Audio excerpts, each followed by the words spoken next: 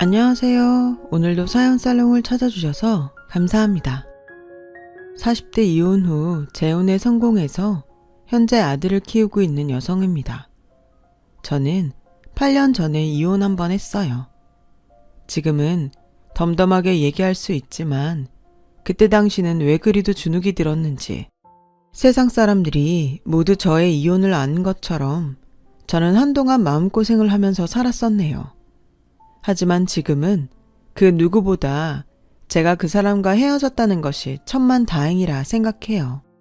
그리고 얼마 전 하늘이 주신 기회인지 제가 전 남편에게 시원한 복수를 하게 된 일이 있었습니다.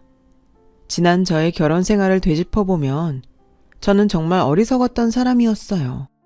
남들처럼 평범한 연애를 했고 간이고 쓸개고 모두 저를 위해서면 아낌없이 내어줄 것 같은 한 남자와 결혼을 했는데 그때 당시 저는 이 남자가 평생 변하지 않고 저를 사랑해 줄 거라고 믿어 의심치 않았어요. 물론 평생 한결같이 변하지 않는 남편들도 있지만 애석하게 저의 남편은 결혼을 하고 1년이 채 지나지 않아 내가 언제 그랬냐는 듯 180도 완전히 다른 사람이 되더라고요. 저의 불행은 그때부터 시작되었어요. 이제와 전 남편인 그 인간을 생각하면 그 인간은 타인의 시선을 꽤 많이 신경 쓰는 사람이었어요. 타인의 눈으로 그 사람을 보면 그 사람은 성실하고 또 다정다감한 사람이었죠. 게다가 꽤나 잘생긴 외모와 뛰어난 언변은 늘 그 사람의 주변에 사람을 모이게 했어요.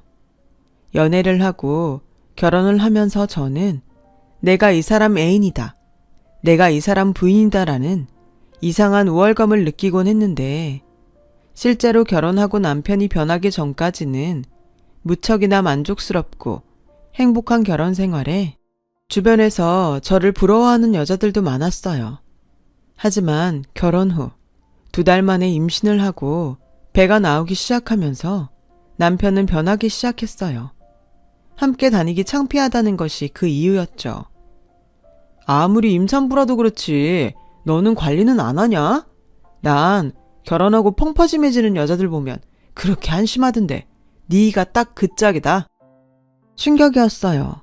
이렇게 말을 함부로 하는 사람이 아니었는데 하지만 한번 시작된 막말과 저를 향한 나쁜 태도는 그 시작으로 점점 더 심해졌고 급기야 제가 아이를 출산하는데도 그 인간은 코빼기 한 번을 보이지 않았어요.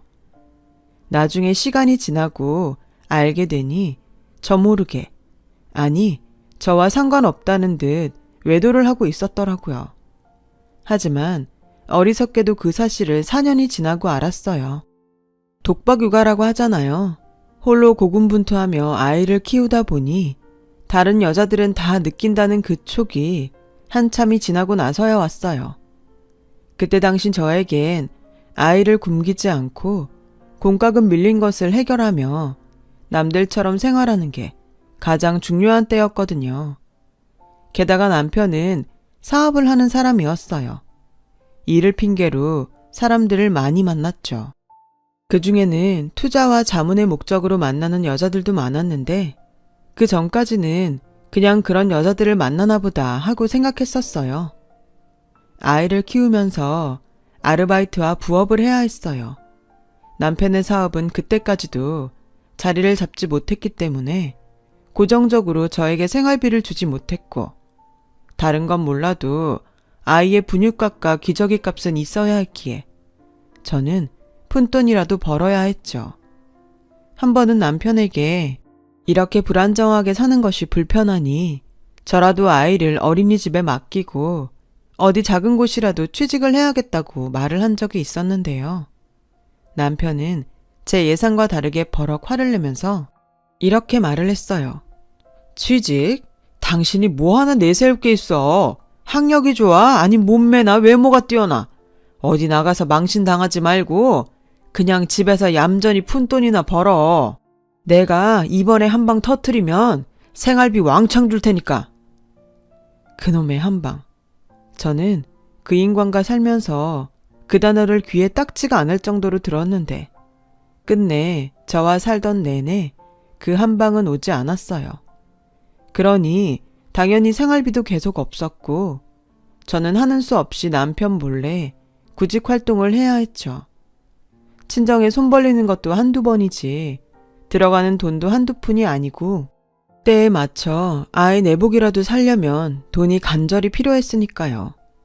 제 주변에서는 답답하게 굴지 말고 남편에게 조목조목 따지며 생활비를 달라고 당당하게 말하라는 이들도 많았어요. 처음 몇 번 생활비로 부부싸움을 하다 보니 어차피 달라지는 것도 없는데 제가 너무 힘들더라고요. 그래서 점점 저는 남편과 대화를 하지 않게 되었죠. 그리고 6개월 남짓의 구직 활동 끝에 작은 중소기업의 격리로 취직을 하게 된 저는 그제야 비로소 고정 수입이라는 것이 생겼습니다. 처음 제가 직장을 다니겠다고 말했을 때 노발대발했던 남편은 막상 제가 취직을 하고 월급을 받게 되니 별말을 하지 않더군요. 오히려 저기 기름값하게 나 10만 원만 줘봐 라며 저에게 돈을 타가기까지 했어요. 그리고 자기도 돈을 받아가면서 민망한지 조금만 기다려. 이번 일만 잘 되면 내가 이거 10배 아니 100배로 돌려줄게 라는 말을 무슨 공수표 던지듯 했는데 그 말 역시 한 번을 지키지 못했어요. 저도 기대하지 않았고요. 그런데 참 많이 내려놓았다고 생각한 저에게도 참지 못할 첫 번째 사건이 발생했어요. 그날은 다니던 직장에서 토요일에 야유회를 가는 날이었고 웬만해서는 아이 때문에 빠지고 싶었는데 입사한 지 얼마 되지 않아 빠지기가 영 그런 상황이었거든요. 하는 수 없이 남편에게 토요일에 어디 나가지 말고 아이와 놀아달라고 부탁을 했죠. 무슨 바람인지 남편은 흔쾌히 좋다고 했어요. 그리고 야유회를 다녀온 다음 날 일요일인데 남편은 외출하고 아이와 단 둘이 있으니 아이가 대뜸 저에게 이런 말을 하는 겁니다. 어제 만난 이모는 진짜 날씬하고 예뻤는데 엄마는 뚱뚱하고 아줌마 같아. 순간 망치로 머리를 얻어맞은 그 기분. 아마 느껴보지 못한 사람은 절대 알지 못할 거예요. 저는 너무 놀라 화도 내지 못하고 아이에게 그게 무슨 말이냐고 물었고 순진한 아이는 어제 만난 예쁜 이모라며 저에게 자랑하듯 이야기를 했어요. 어제 아빠랑 그 이모 있는 가게 가서 피자도 먹고 아이스크림도 먹었어. 그 이모는 피자도 만들 줄 알고 준수 좋아하는 레모네이드도 만들 수 있대. 다음에 오면 그땐 레모네이드 만들어준다고 했다. 그리고 그 이모가 우리 아빠한테 오빠라고 하면서 나랑 미소처럼 꼭 끌어안았는데 아빠가 엄청 좋아했어. 되게 예쁜 이모라서 아빠도 좋아하나 봐. 저는 그 전에 혹시 이 사람이 밖에서 딴짓을 하나 하는 심증은 있긴 했어요. 하지만 주변에 워낙에 사람이 많았고 그 사람들을 모두 의심할 수 없으니 그냥 넘겨왔었는데 아들에게 그런 이야기를 들으니 저는 이 인간이 외도를 하고 있음을 확신하게 되었죠. 그래서 저는 그날 저녁 아이를 친정엄마에게 맡기고 남편에게 사실 여부를 따지기 위해 남편의 귀가를 기다렸어요.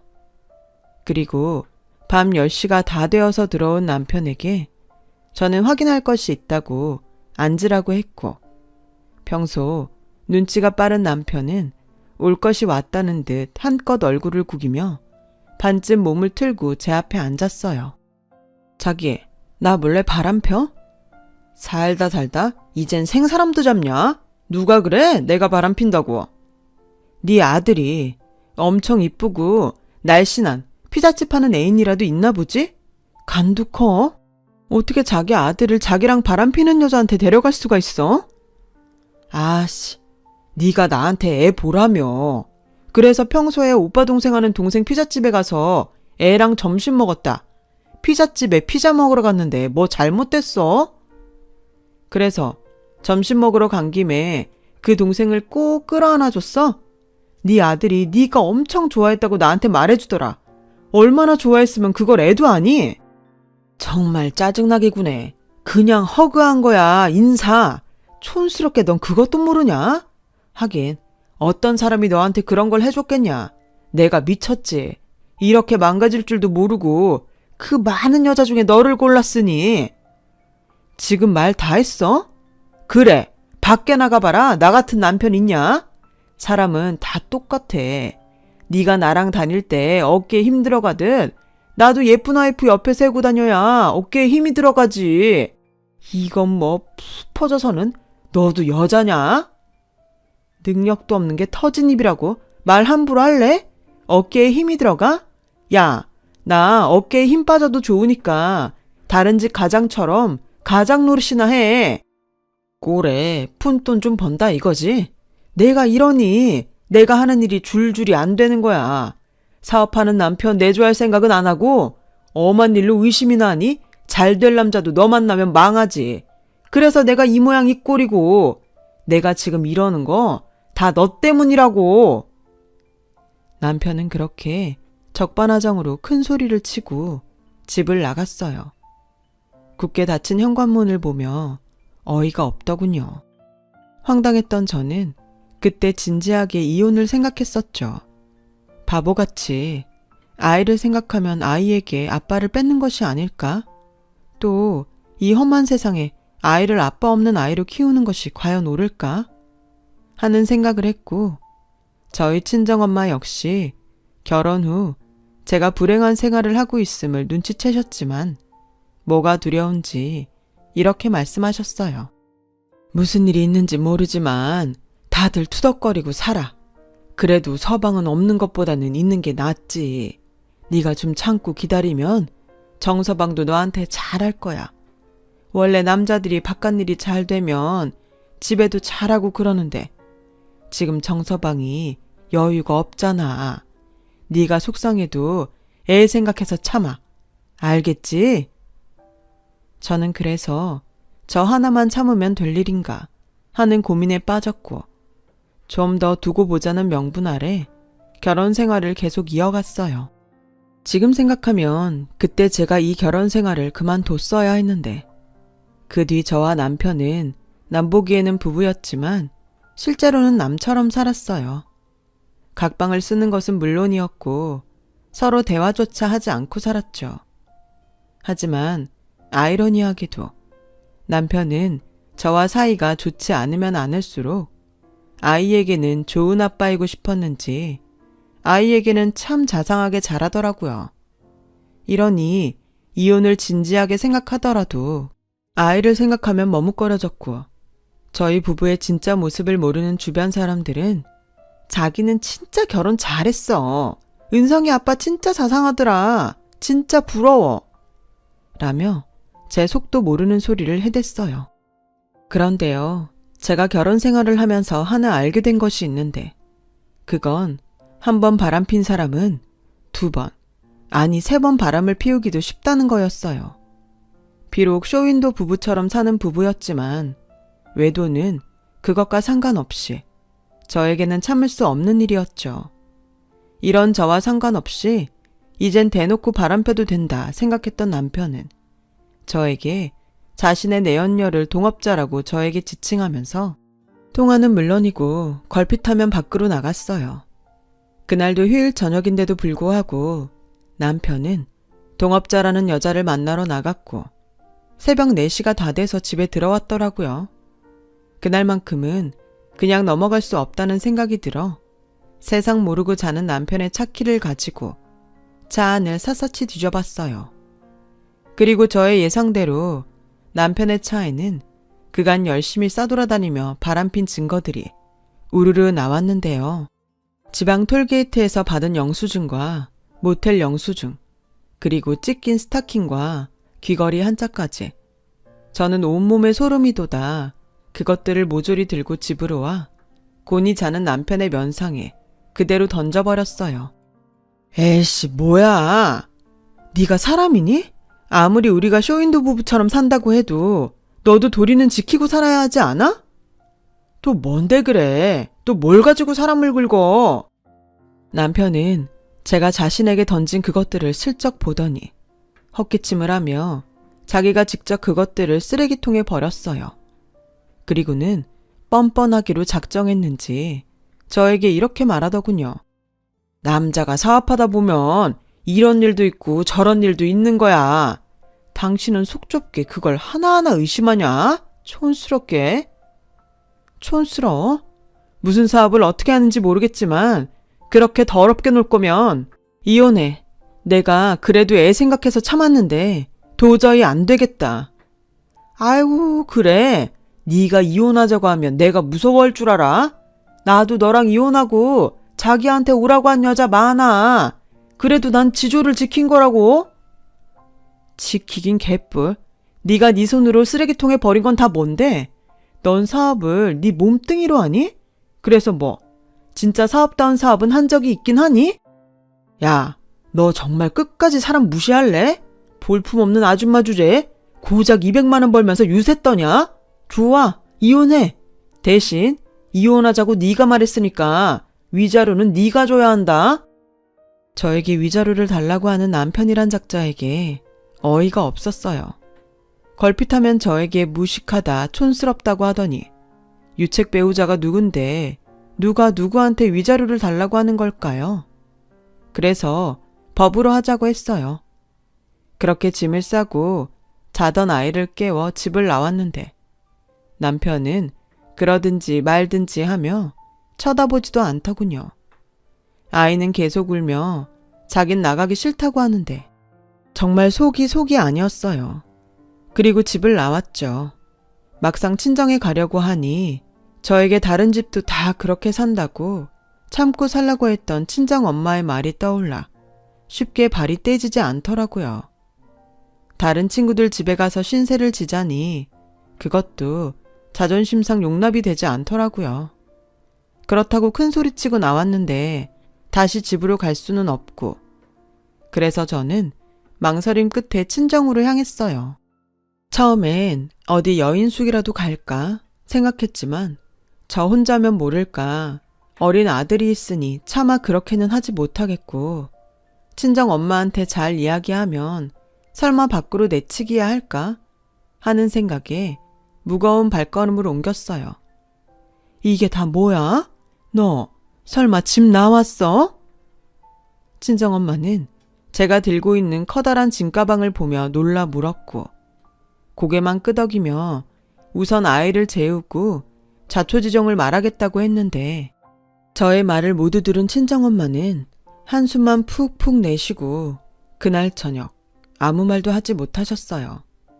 그렇게 일주일 정도가 흘렀고 그동안 친정엄마에게 아이를 맡기고 직장을 다녔던 저에게 남편은 무슨 바람인지 저를 찾아와 예전과는 아주 달라진 모습으로 이렇게 말을 했어요.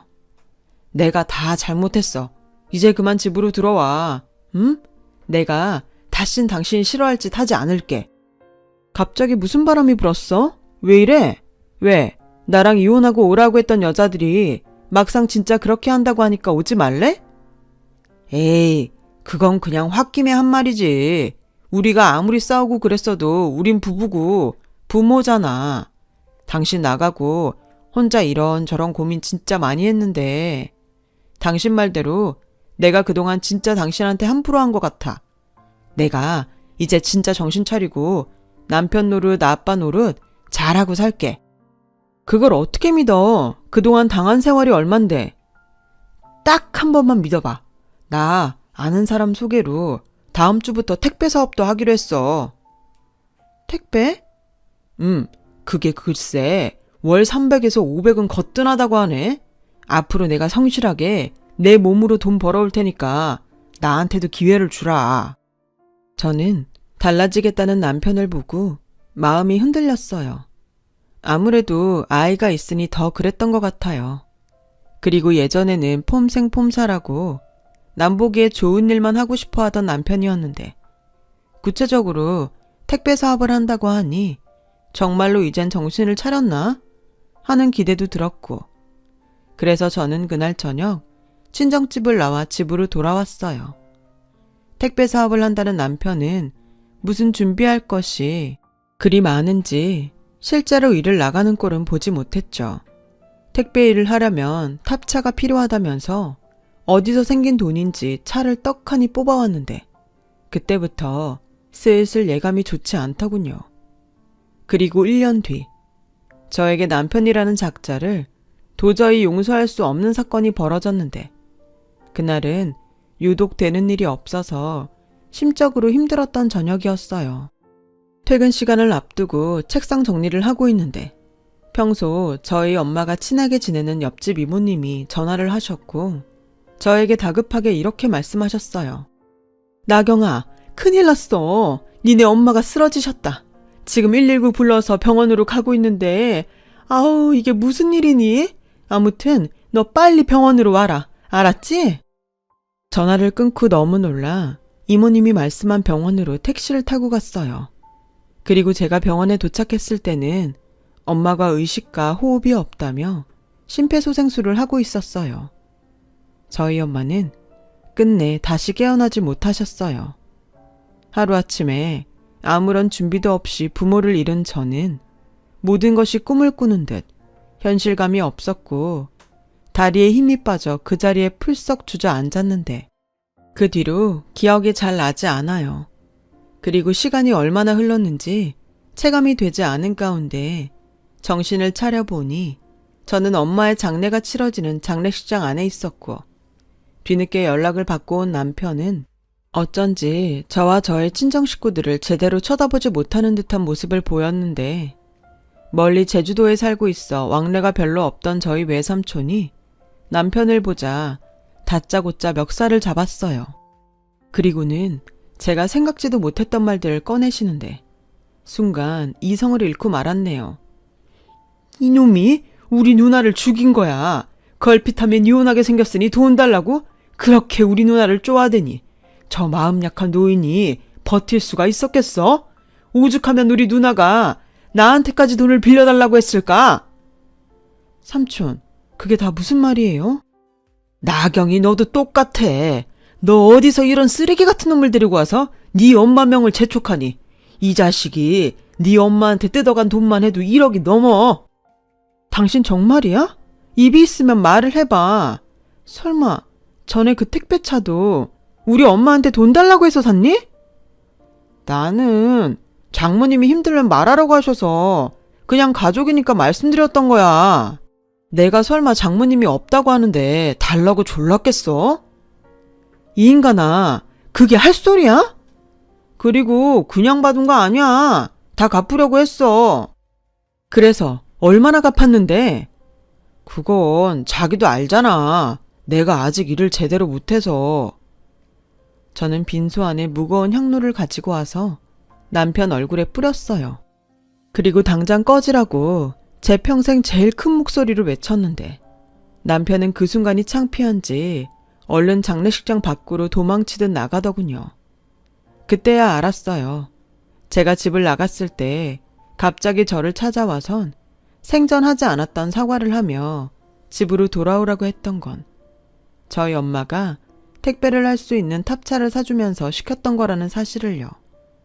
저는 그것도 모르고 남편이 정신을 차렸다고 생각했다니 그저 제 자신이 미울 수밖에 없었어요. 그 뒤 남편은 몇 달 동안 모습을 드러내지 않았어요. 저 역시 찾지 않았고요.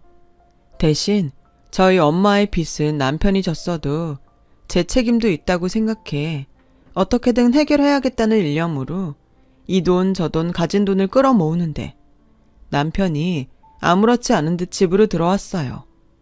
그리고는 저에게 서류를 한 장 툭 건네더군요. 이혼 서류였어요.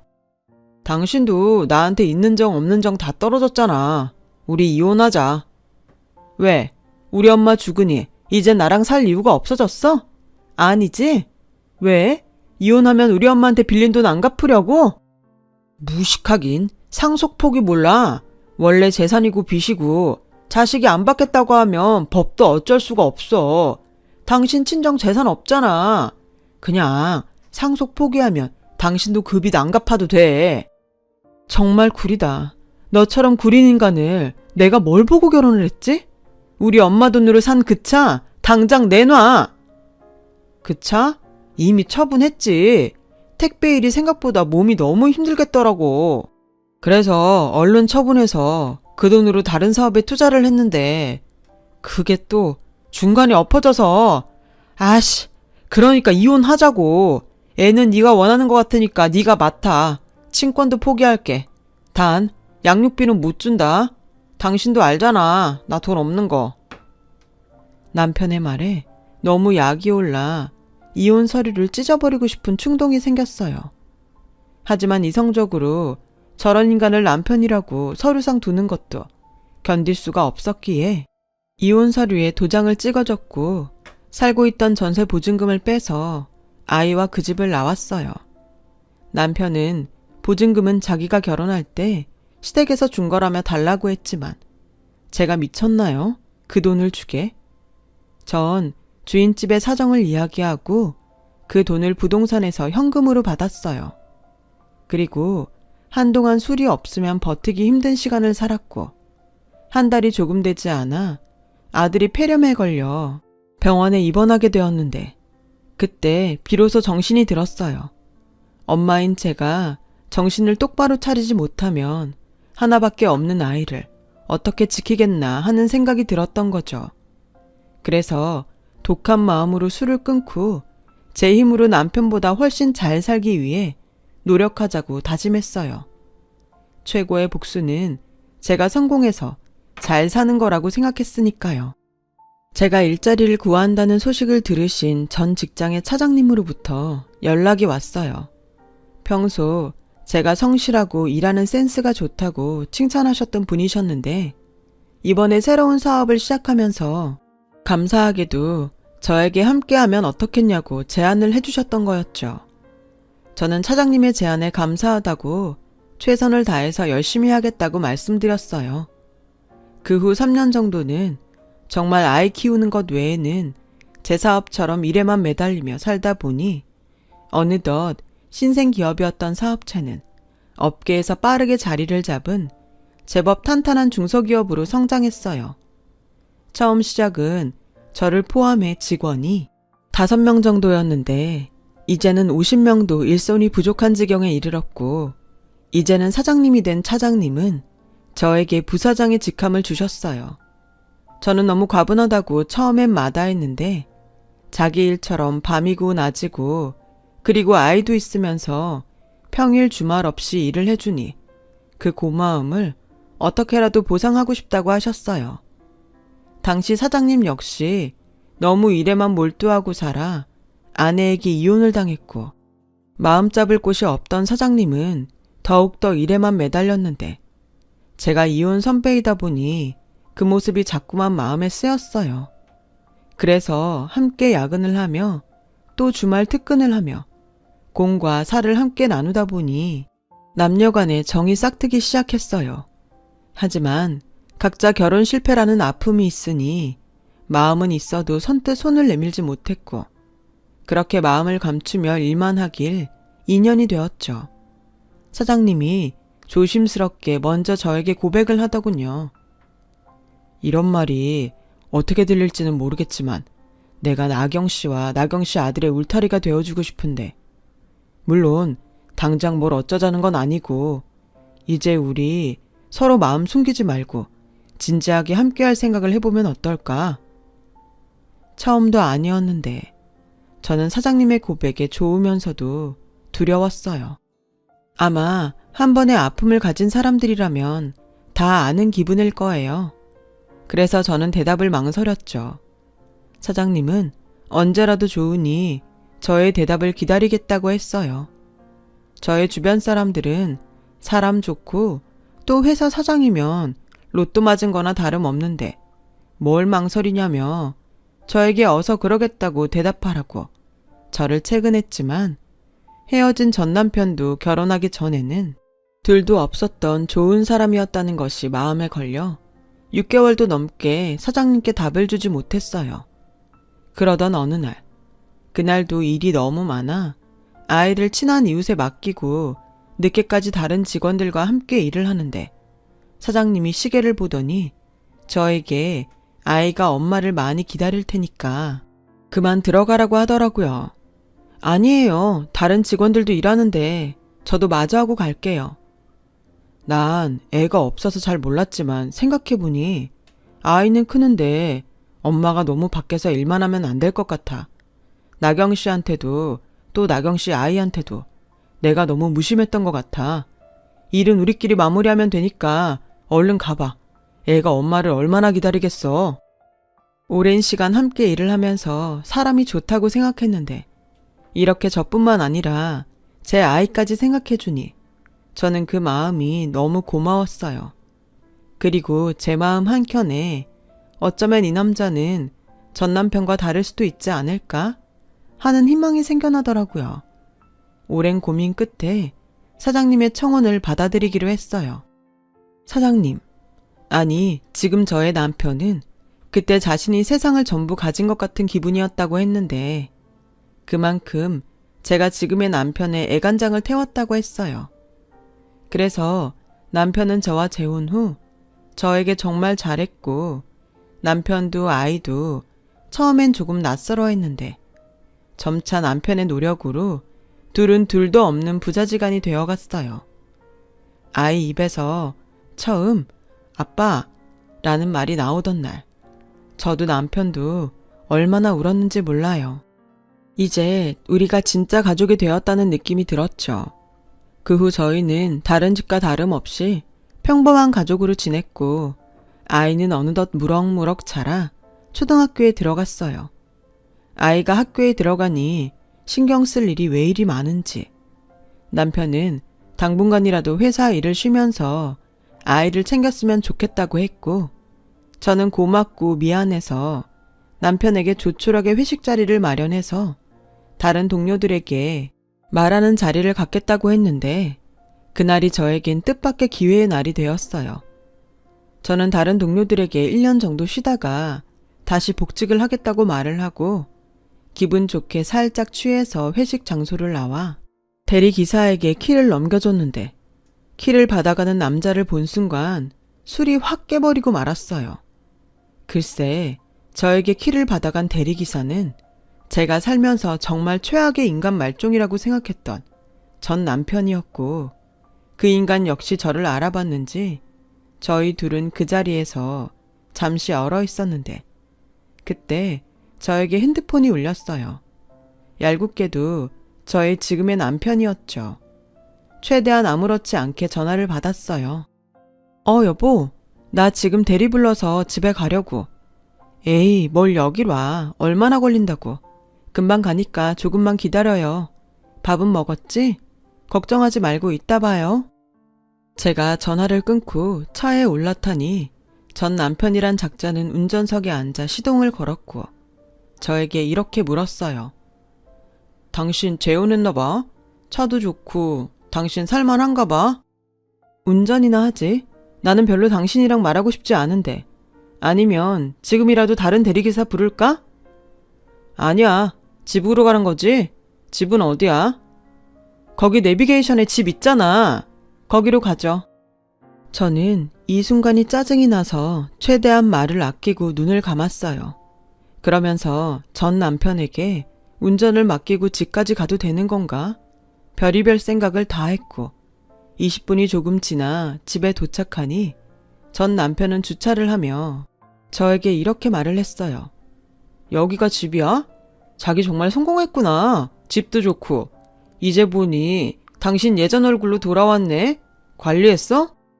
남이사 관리를 하건 말건 여기 돈 수고했어. 저기 우리 아들은 잘 있지? 나 은성이 얼굴 한 번만 보여주면 안 돼? 뭐라고? 갑자기 애 얼굴을 보여달라는 전 남편에게 버럭 화가 치밀어 올랐어요. 양육권이고 뭐고 자긴 필요 없다고 한 사람이 누군데. 그 순간에도 저 인간이 순수하게 아이가 보고 싶어 저런 말을 했다는 생각이 들지 않았어요. 그런데 그때 저 멀리서 제가 걱정됐는지 저의 현 남편이 주차된 차를 보고 걸어왔어요. 저는 자리에서 내렸는데 이 인간이 저희 남편을 위아래로 훑으며 누가 봐도 이상하게 서 있더라고요. 그래서 저는 남편에게 다가가 대리기사로 온 남자가 전 남편이라고 이야기를 했어요. 제 말을 들은 남편은 주머니에서 지갑을 꺼내더니 갖고 있던 현금을 모두 꺼내고 거기 위에 자신의 명함까지 얹어 전 남편에게 주었어요.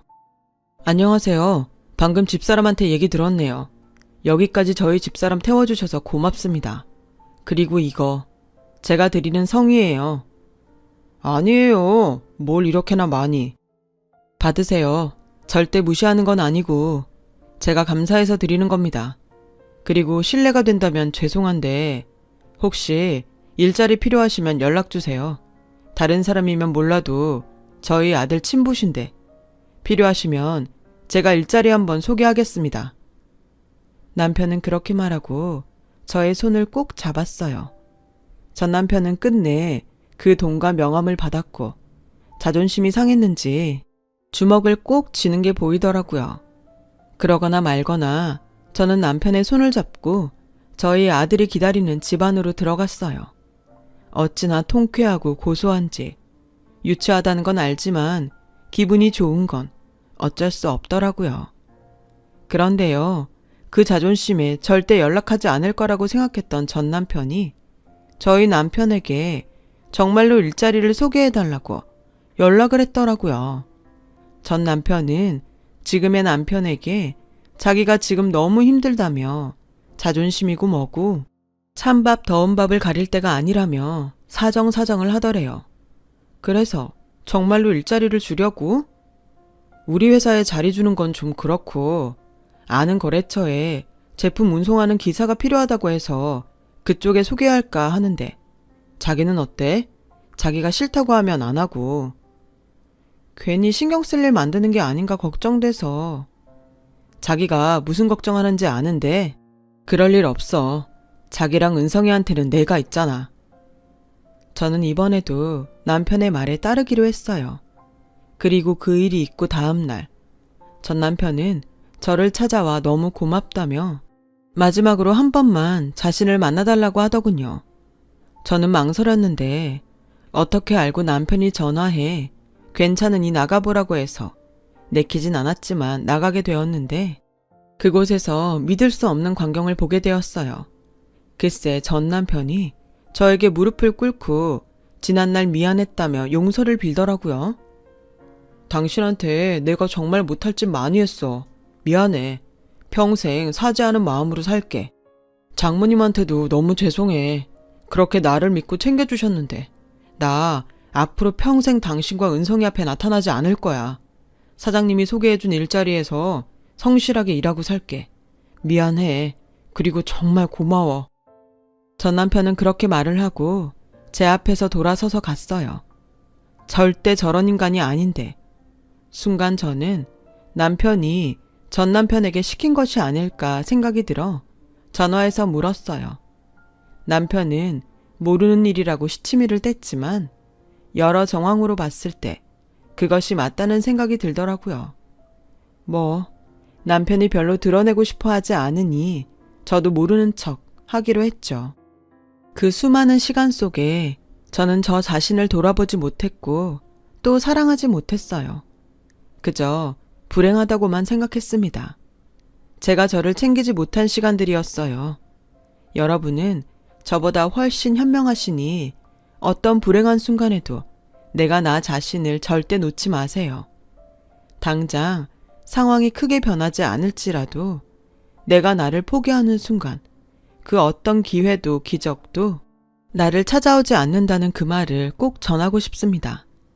제가 좀 더 일찍 그걸 알았다면 그렇게 우유부단한 삶을 살지도 그렇게 불행한 삶을 살지도 않았을 거예요.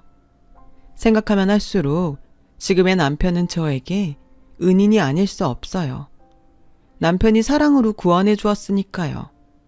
그래서 저는 앞으로 남편에게 받은 사랑에 보답하는 마음으로 더 지금의 남편을 위하고 사랑하며 살려고 합니다. 평생 사랑하는 마음으로 나를 살게 해준 여보, 정말 고마워요. 지금까지 저의 긴 사연을 들어주셔서 고맙습니다. 오늘 하루도 기적이란 기회가 여러분을 찾아가길 바라며 이만 줄이겠습니다. 여러분, 사연 댓글에 응원과 현명한 조언 부탁드려요. 좋아요와 구독은 저에게 큰 힘이 됩니다. 오늘도 좋은 일 가득하세요.